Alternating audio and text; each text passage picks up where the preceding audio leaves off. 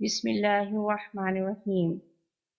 अल्हम्दुलिल्लाहि रब्बिल आलमीन वस्सलातु वस्सलामु अला रसूलिहिल करीम व अला आलिहि व अस्हाबिहि व अज़वाजिहि व ज़ुर्रिय्यातिहि अजमईन बिरहमतिका या अरहमर राहिमीन। अम्मा बाद। तमाम हाज़रीन महफ़िल अस्सलामु अलैकुम व रहमतुल्लाहि व बरकातुहू। आज मैं जिस उन्वान पे आपसे बात करूंगी वो है शिर्क। क्योंकि अल्लाह रब्बुल आलमीन ने कुरान मजीद में बारहा ये फरमाया, अगर मैं चाहूं तो किसी के सारे गुनाह माफ कर दूं, लेकिन कुफ्र और शिर्क को मैं माफ नहीं करूंगा। तो अजीजान गिरामी, ये सोचने की बात है कि शिर्क एक ऐसा अजीम गुनाह है कि जिसकी बख्शिश नहीं है, जिसको करने के बाद इंसान की बख्शिश नहीं है। तो सोचिए फिर हमें इसके बारे में कितना मालूम होना चाहिए, हमें इसकी बारीकियां मालूम होना चाहिए कि जिंदगी के किसी लम्हे में कहीं पर हमसे कोई ऐसा काम तो नहीं हुआ जो शिर्क में शामिल हो जाए और क़यामत में हमारी बख्शिश ना हो सके। तो आज मैं इसी के बारे में आपको बताऊंगी कि शिर्क क्या है, शिर्क की किस्में क्या हैं, हम हमारी जिंदगी में कहाँ कहाँ शिर्क हो जाता है, और फिर बड़ी गहराई से हम अपना मुहासबा करेंगे। हम देखेंगे कि पिछली जिंदगी में हमसे कहाँ कहाँ क्या क्या गलतियां हुई, और तहे दिल से अल्लाह रब्बुल आलमीन से इस शिर्क के लिए माफी मांगी। अल्लाह तव्वाबुर रहीम है, वो माफ करने वाला है। तो अल्हम्दुलिल्लाह, आज जिंदगी रहते अगर हम इस टॉपिक के बारे में पूरी जानकारी हासिल कर लें और पूरी जिंदगी के लिए शिर्क जैसे अजीम गुनाह से बच जाएं, तो ये हमारे और आप सब के लिए अल्लाह ताला की बहुत बड़ी नेमत होगी।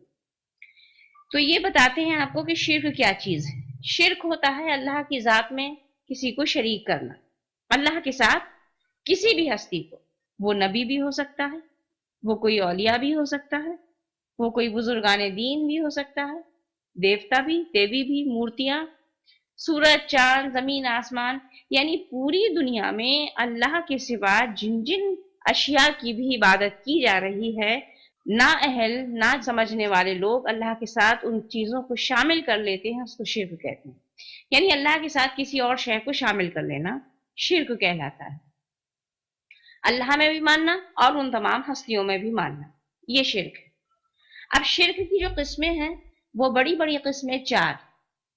पहली किस्म है अल्लाह की जात के साथ शिर्क, दूसरी है अल्लाह की सिफात के साथ शिर्क, तीसरी है अल्लाह के हुकूक के साथ शिर्क, और चौथी है अल्लाह के इख्तियारात के साथ शिर्क। मेरी नजर में पूरी दुनिया में शुरू से लेके अब तक जितने भी शिर्क हुए हैं वो सब शिर्क इन चार किस्मों में आ जाते हैं।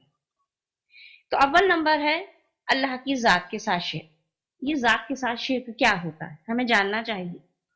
ये जात के साथ शिर्क ये है कि किसी को अल्लाह का रिश्तेदार बता देना, किसी को अल्लाह का बेटा या बेटी तस्लीम कर लेना, ये कहलाता है अल्लाह की जात के साथ शिर्क। अल्हम्दुलिल्लाह हम मुसलमान इस वाले शिर्क से बचे हुए हैं। कभी कोई नहीं कहता कि अल्लाह का कोई रिश्तेदार है या अल्लाह का कोई बेटा या बेटी। जो ईसाई हजरात हैं वो इस वाले शिर्क में खुसूसन मुब्तला हैं, क्योंकि वो ये कहते हैं, वो ये सोचते हैं, उनका ये यकीन है कि ईसा अलैहिस्सलाम नाउजुबिल्लाह अल्लाह ताला के बेटे। इसी तरह हिंदुइज्म में भी ये कॉन्सेप्ट है कि जो देवियां हैं वो फरिश्ते हैं और फरिश्ते खुदा की बेटियां हैं। इन बेटियों को जितना चढ़ावा चढ़ाएंगे या राजी रखने की कोशिश करेंगे, तो ये छोटी छोटी देवियां, खुदा की नाउजुबिल्लाह ये बेटियां महाप्रभु तक हमारी बात को पहुंचा देंगी। ये तसव्वुर उनके यहाँ है कि ये जो मूर्तियां हैं ये खुदा की बेटियां हैं। इसी तरह यहूदियों ने भी ये गलत कॉन्सेप्ट अपने जहन में बिठा लिया कि उज़ैर जो है वो खुदा के बेटे हैं। तो ये वाला शिर्क जो है वो कहलाता है अल्लाह की जात के साथ शिर्क। तो अल्लाह का करम है कि मुसलमानों की अक्सरियत में अभी तक कोई ऐसा नमूना सामने नहीं आया जिसने अपने आप को खुदा कहा हो या किसी को खुदा का बेटा या बेटी या माँ या बाप करार दिया हो। अल्लाह ताला कुरान मजीद में ये फरमाता है, कुल हुवल्लाहु अहद अल्लाहुस समद लम यलिद वलम यूलद वलम यकुल लहू कुफुवन अहद। ए नबी सल्लल्लाहु अलैहि वसल्लम, कह दीजिए कि अल्लाह एक है, वो यकता है, उसके जैसा कोई नहीं, सब उसके मोहताज हैं, वो किसी का मोहताज नहीं। وہ کسی کا بیٹا نہیں اور نہ ہی کوئی اس کے بیٹا ہے، اور کوئی اس کے جیسا نہیں، نہ وہ کسی کے جیسا ہے۔ تو یہ اللہ تعالیٰ نے جو خصوصیات بتائی ہیں اپنی، یہ دنیا میں جتنے بھی معبود پوجے جاتے ہیں، یہ خصوصیت کسی کے اندر پیدا نہیں ہو سکتی، کیونکہ ہر انسان یا کوئی بھی چیز یا تو بنائی گئی ہے یا پیدا کی گئی ہے، اور وہ نہ ہمیشہ سے ہے نہ ہمیشہ رہتی ہے، کوئی نہ کوئی اس کا پیدا کرنے والا ضرور ہوتا ہے۔ تو یہ چاروں صفات جس کے بھی اندر ہیں وہی بس اللہ ہے۔ اور دوسرے نمبر پر جو شرک ہے وہ ہے اللہ کی صفات کے ساتھ شرک۔ اس کو بہت خصوصاً سمجھنے کی ضرورت ہے، کیونکہ اکثر کر مسلمان اس والے شرک میں مبتلا ہو جاتے ہیں۔ جیسا کہ ہم نے آپ کو بتایا کہ یہ تو نہیں کہتے کہ اللہ کا کوئی بیٹا یا بیٹی ہے، یا اس کے ماں اور باپ ہیں، یا اس کے کوئی بیوی ہے، لیکن اس دوسرے نمبر والے شرک میں اکثر کر مسلمان مبتلا ہو جاتے ہیں، جنہیں قرآن اور سنت کا صحیح علم نہیں پہنچ پاتا یا وہ نہیں سیکھنا چاہتے۔ اب اللہ کے ساتھ، اللہ کی صفات کے ساتھ شرک کیا ہے؟ صفات کے ساتھ شرک یہ ہوتا ہے کہ جو خوبیاں بالکل جیسی کی تیسی اللہ رب العالمین میں ہیں، بالکل ویسی کی ویسی کسی انسان، کسی بزرگ، کسی دیوتا میں یا سورج میں یا چاند میں کسی میں ویسے کی ویسے اوصاف تصور کر لینا، یہ کہلاتا ہے اللہ رب العالمین کی صفات کے ساتھ شرک۔ یعنی اللہ علیم ہے، اللہ خبیر ہے، اللہ دیکھنے والا ہے، اللہ سننے والا ہے، اللہ جاننے والا ہے، یہ سب کچھ اگر کسی ایک انسان کے اندر ہی تصور کر لیے جائیں کہ جیسا کہ اللہ دیکھتا ہے ویسا کوئی انسان بھی دیکھ سکتا ہے، جیسا کہ اللہ سنتا ہے کوئی انسان بھی سن سکتا ہے، جیسا کہ اللہ کو علم ہے کوئی انسان بھی اتنا ہی علم حاصل کر سکتا ہے، یہ کہلاتا ہے اللہ کی صفات کے ساتھ شرک۔ ان میں سے کچھ خصوصیات اللہ تعالیٰ نے ہم لوگوں کو بھی دی ہیں، مثلا ہم بھی سن سکتے ہیں، ہم بھی دیکھ سکتے ہیں، ہم بھی بول سکتے ہیں، ہمیں بھی کچھ نہ کچھ علم حاصل ہے، لیکن جوں کا تیوں اللہ کے جیسا سوچ لینا، بس یہی شرک ہو جاتا ہے۔ کہاں ہم جیسے انسانوں کا دیکھنا اور کہاں اللہ کا دیکھنا، کہاں ہم جیسے انسانوں کا سننا اور کہاں اللہ تعالیٰ کا سننا۔ ہمارے لیے سننے کی ایک مقرر کر دی گئی ایک آواز کہ ہم اس سے کم نہیں سن سکتے اور اس سے زیادہ نہیں سن سکتے۔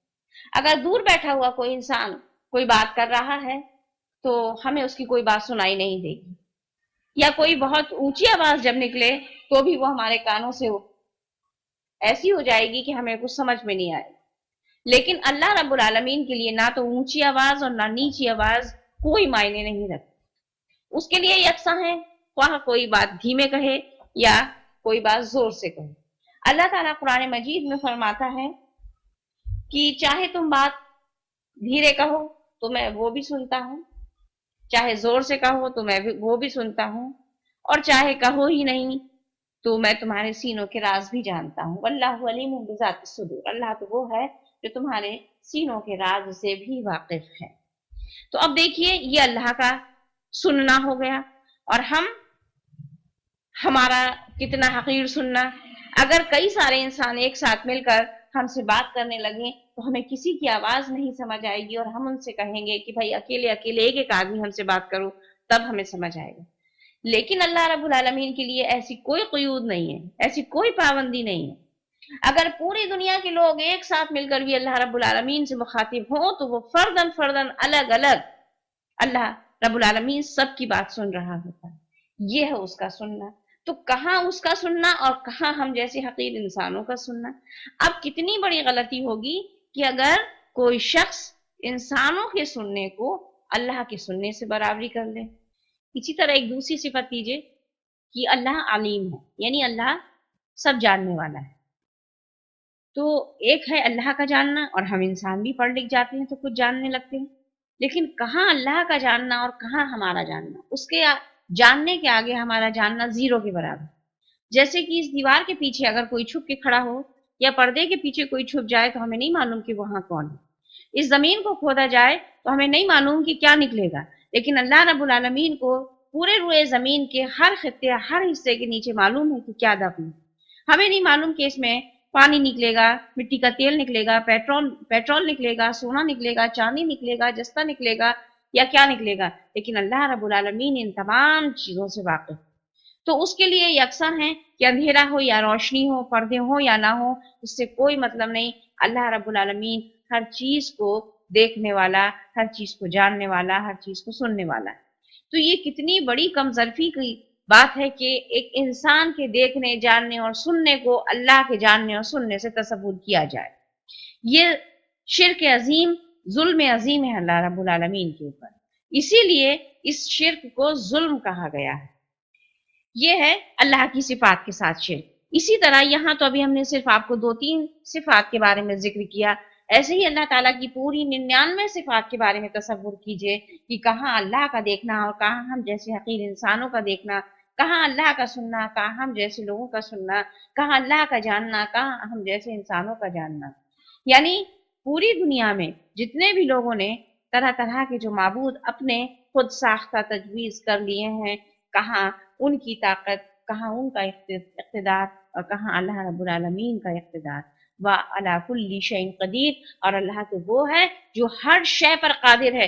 کیا پوری دنیا میں کوئی ہستی آپ کو ایسی نظر آتی ہے جو پوری ہر شے پر قادر ہو، ہر فیصلہ اس کے اختیار میں ہو؟ نہیں، اور ہو بھی نہیں سکتا، کیونکہ یہ ذات تو، یہ صفت تو صرف اللہ رب العالمین کے لیے مخصوص ہے۔ اس کے بعد جو تیسرے نمبر کا شرک ہے وہ ہے اللہ کے حقوق کے ساتھ شرک۔ اب اللہ کے حقوق کے ساتھ شرک کیا ہوتا ہے؟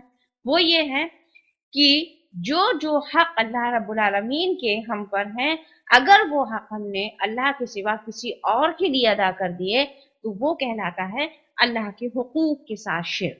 جیسے نماز، روزہ، زکوٰۃ، حج، یعنی جتنے بھی عبادت کی عبادت کی رسمیں ہیں وہ اللہ رب العالمین کے لیے مخصوص ہیں، اس کو ہم کسی اور کے لیے نہیں کر سکتے۔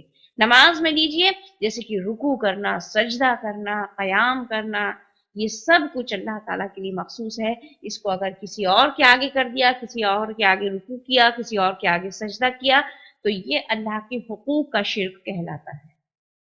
اس کے بھی علاوہ اللہ رب العالمین کا حق یہ ہے کہ ہم صرف اس سے دعا مانگیں۔ دعا مانگنا بھی اس کا حق، کہ ہم بندے صرف اللہ رب العالمین کے آگے ہاتھ پھیلائیں اور کسی دوسرے کے آگے ہاتھ نہ پھیلائیں۔ مدد کے لیے صرف اسی کو پکاریں، کسی اور کو نہ پکاریں۔ شکرانے اللہ رب العالمین کے لیے ادا کریں۔ تو یہ تمام چیزیں جو ہیں وہ اللہ کے حقوق کی ہیں۔ اسی طرح ایک اور خاص چیز جس میں لوگ غلطی کر جاتے ہیں وہ ہے اللہ کے لیے قربانی دینا۔ قربانی صرف اللہ رب العالمین کے لیے ہے۔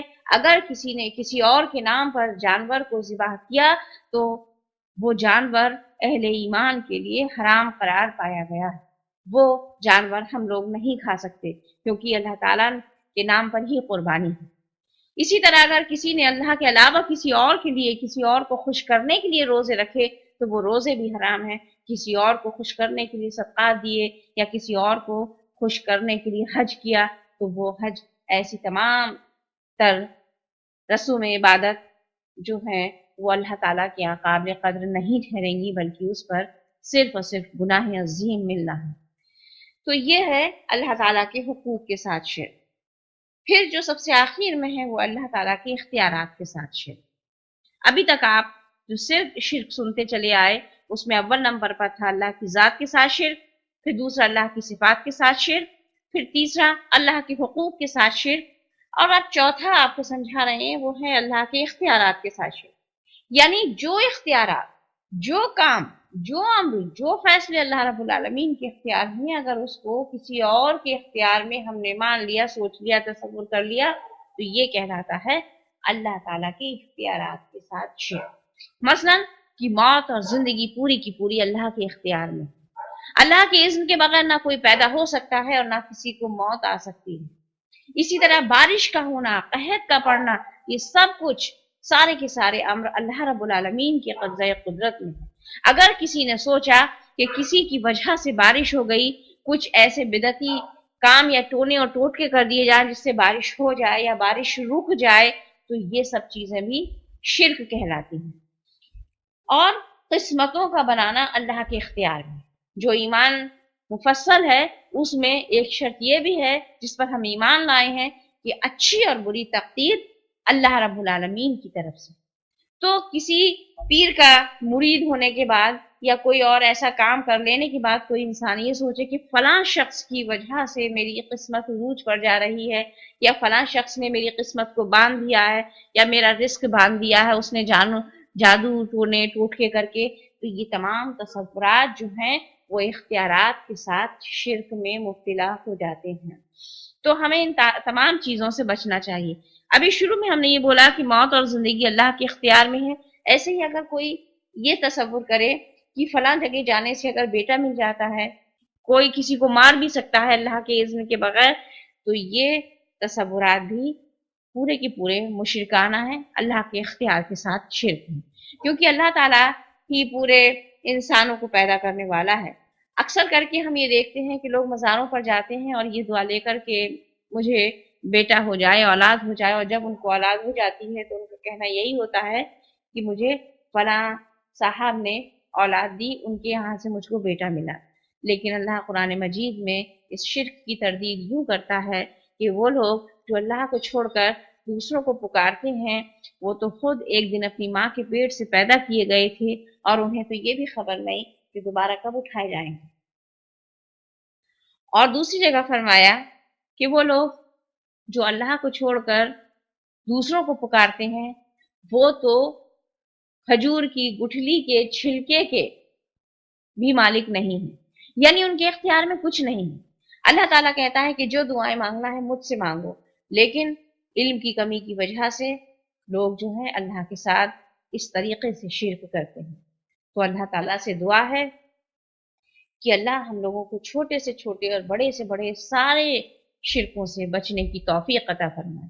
اس کا بچنا، اس کا جاننا اس لیے ضروری ہے کیونکہ قرآن حدیث میں یہ آیا ہے، نبی صلی اللہ علیہ وسلم یہ فرماتے ہیں کہ شرک کو تم معمولی چیز نہ سمجھنا۔ شرک ایک ایسی شے ہے جس کو تم اپنی زندگی میں آسانی سے پہچان نہیں سکتے۔ اس کی مثال دیتے ہوئے نبی صلی اللہ علیہ وسلم فرماتے ہیں کہ شرک ایسا ہے جیسے کہ کالی رات میں ایک پہاڑ پر رینگتی ہوئی کالی چیٹی۔ تو جس طریقے سے وہ ہمیں آسانی سے نظر نہیں آتی، ایسے ہی ہماری زندگیوں میں شرک ہو جاتا ہے اور ہم سمجھ ہی نہیں پاتے کہ ہم نے اتنا بڑا گناہ کر دیا ہے۔ تو میری عزیزان گرامی، آپ سب سے یہ التجا ہے اور اللہ رب العالمین سے دعا ہے کہ اللہ تعالی ہم سب لوگوں کو شرک سے بچنے کی توفیق عطا فرمائے۔ وآخر دعوانا ان الحمد للہ رب العالمین۔